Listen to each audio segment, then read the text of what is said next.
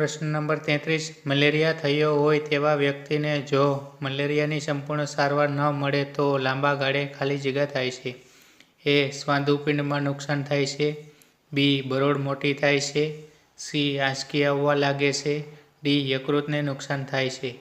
આ પ્રશ્ન RM છે એટલે કે રાજકોટ મહાનગરપાલિકા દ્વારા પૂછવામાં આવેલ છે. અહીં જવાબ થશે બી. બરોળ મોટી થાય છે. હવે સમજીએ બરોળ જ મોટી કેમ થાય છે. આમ તો યકૃતને પણ નુકસાન થાય છે મલેરિયા જેને થયો હોય તેને. હવે સમજીએ મલેરિયા.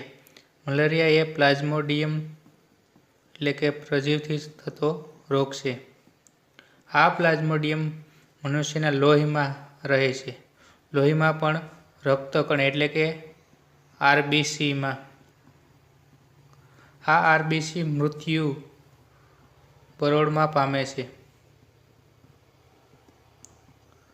હવે જે વ્યક્તિને મલેરિયા થયો હોય તેવા વ્યક્તિને RBC તૂટવા લાગે છે અથવા તો ફાટે છે. જે પ્રક્રિયા વધારે થવાને કારણે બરોળમાં RBCની સંખ્યા વધવા લાગે છે. તેથી બરોળ મોટી થાય છે.